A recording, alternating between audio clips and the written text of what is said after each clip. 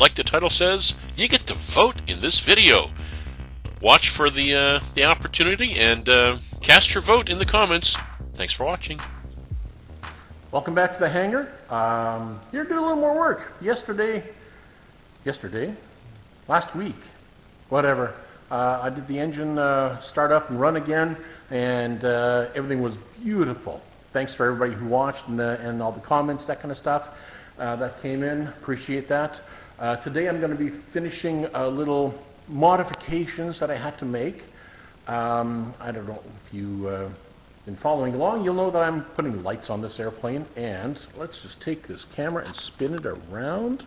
Oh, before I do that, remember to hit that like button and subscribe button if you like what you see, and if you hit the subscribe button, I'll send you a bonus smile.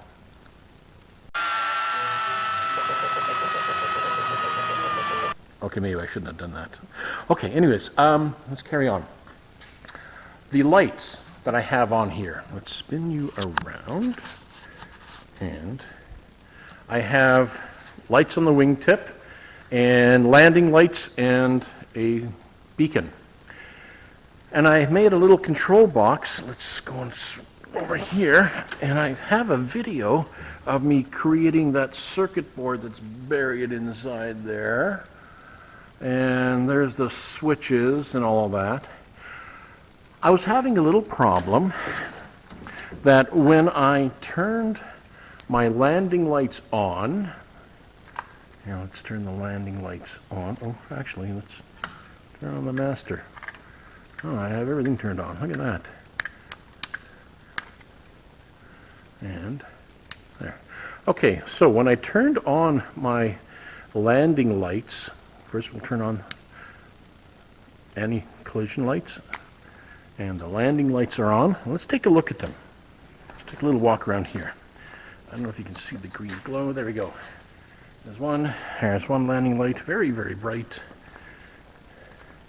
The other landing light, and you can see the red on the other one. Okay, that's great. And then I turned on the wigwag, and it worked beautifully. And let's take a little walk back here again. I'll look at that from a distance. And I think you can see that. There. Beautiful. No problem. But when I turned the strobes on for the anti-collision lights, my wigwag started going What was happening was, and let's turn those strobes on, and actually let's turn on the beacon, which is not fastened. That's not its permanent location. So what was happening, let me spin this around, was the strobe controller for the Kuntzleman strobes, there was noise coming back from it down the DC line, and it was interfering with the 555 timer that I used to create the wigwag circuit and confusing it a lot. I had to fix that. So I went and I redesigned the circuit board and added some filtering caps in there and all that kind of stuff, and sent away. And then it came back, and I was going to peel that circuit board off the back of that box and redo the whole thing. And then I thought, you know, I got a bunch of 470 microfarad electrolytes that are, you know, they'll fit in there. Let me just experiment with that first before I go. There, I spent the money on making the circuit boards, but let's see what happens. So I did that, and so all I did was put some electrolyte some caps in the line. I used 2 of them, so that technically they're in parallel with the power. And as you can hear from the tick-tock, everything is running, and now the timer is stable. So you can see the strobe and the wigwag, and that, go figure, just needed some filtering, because I imagine it's just common mode noise coming back on the DC line is all that was, and the caps are just filtering that out.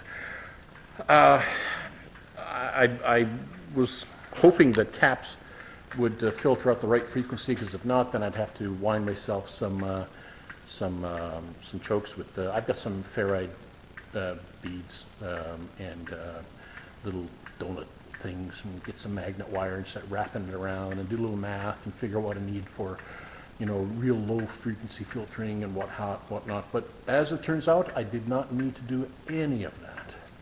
So I'm very happy. Let's take a stand back and look at the light show. Actually, while I've got you here, of course it's full daylight outside, but if I turn the lights off in the hangar, it'll kind of look darker. There we go. And that's what it looks like. Right there. We'll walk over here so you can see the left side. There we go. That is. Now, this is one thing that I haven't done yet. I have not permanently mounted that beacon. Turn these lights back on here in the hangar. I haven't permanently mounted that red beacon. I'll just turn the master off, just so that everything shuts off. Okay, because I am debating, do I mount that beacon on the top, between the wings, good spot for it, or do I mount it at the bottom of the aircraft and do it that way? Top or bottom? Leave a note in in the comments section if you think the beacon should go on the top or the bottom, and if you're going to vote for top or bottom, why you think it should go there. Now I'm gonna let go of your lips, and when I do, I want you to calmly tell me what you need to tell me. Understand?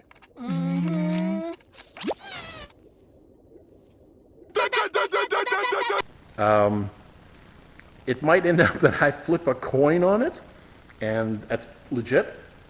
A lot of people, I see the beacons are on their tail up top, and then I see other aircraft and they've got the beacons at the bottom. Top or bottom? Let me know in the comments which way you think it should go, and if you vote for top or bottom for the beacon, put in there as well just a little blurb as to why you think it should go in that position, and I will read every single one of them, and yeah, we'll see what happens. That's we'll see which way that goes. Alrighty, so I got a lot more work to do. I'm going to see about filming what work I do get done here, and then this will be the update for this week. Thanks for following along, and pitter patter, let's get at her.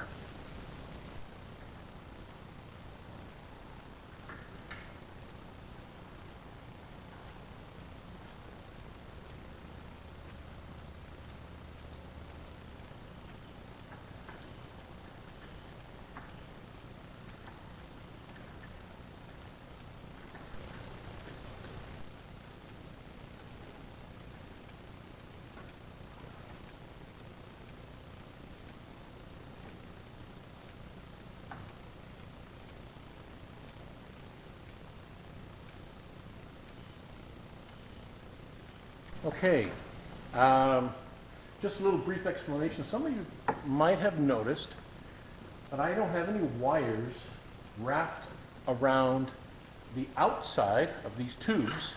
That's because every wire that's up top here, I use these as a conduit. I figure they're empty, and the only thing sticking inside of them, well, there's a bolt at the top, some rivets at the bottom down here. Easy enough to fish. So yeah, all the wiring is in the tubes. I like that clean look. That means that when I'm getting in and out of the aircraft, I can use these as a handhold, and I'm not grabbing a bit of wiring as well. So I know a lot of you guys have seen them wrap wires around the outside, but if possible, consider fishing the line inside your tubes. Now, I know that in some cases you can't because you buy something that has pre-made ends on it and you can't fit it in there with the ends on. Of course, if you were me, I would just cut the wire, fish it through, and then solder and heat shrink the connections back together again. That's me. Don't do it unless you're really good with soldering and making those kind of connections and what have you. I wouldn't use a butt connection like a crimp connector on something like that because you want it to be 100%. And soldering and heat shrinking is a guarantee that it's just not going to come apart or corrode if it's done properly. So yeah, all the wiring is in here. So now this control box up here, which is for the landing lights, the anti-collision lights, the strobes, the wigwag, and the beacon. And yeah, whether I mount the beacon top or bottom, again, we'll see what the vote comes out. So, good. This is finished. That's good. Now I'm going to install the, with the GRT, there was a outside air temperature probe, which it uses to calculate density altitude. So I am going to install that now. And I'm trying to figure out how I'm going to do that, but yeah. So next is the outside air temperature probe, and then a few more odds and ends, and well, pitter patter. Let's get at her. I think this is a good spot for the outside air temperature probe.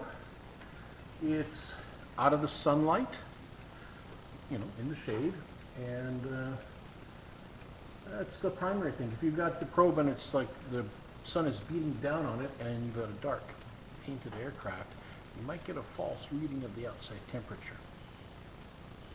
So I'm putting it in the shade so that it's reading the temperature underneath here.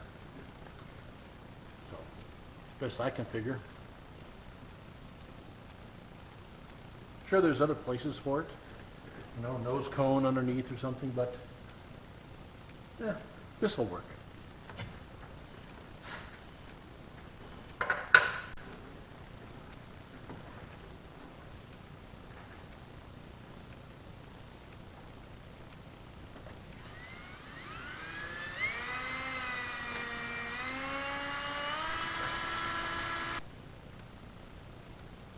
You know what? I'm going to put a rib nut in there. That way I don't have to reach around and fart around with all that. I'm going to put a rib nut there. Be right back.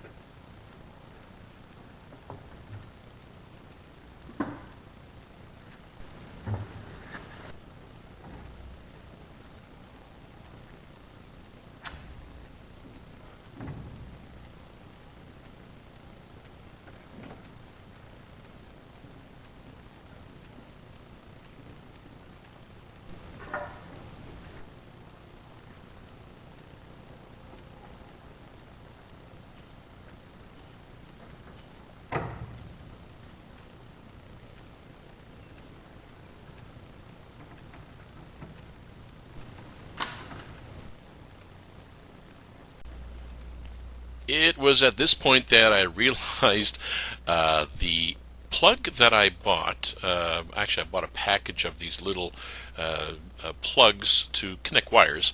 The packaging had all the female connectors but no male connectors, and so I couldn't finish wiring up the outside air temperature probe. That really sucked, so now I gotta go and buy another package of plugs. Oh well.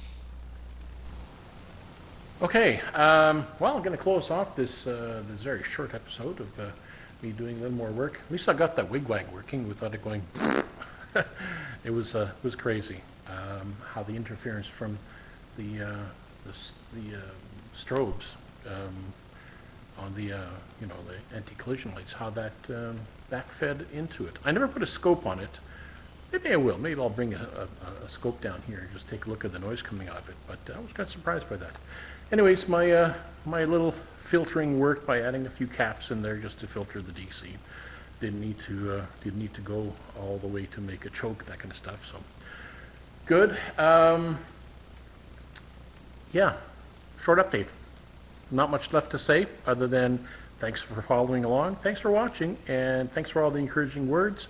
And remember, let me know if you want that beacon on the top or on the bottom. What do you think? So I'll let you know what I'm thinking. We'll give it some ideas.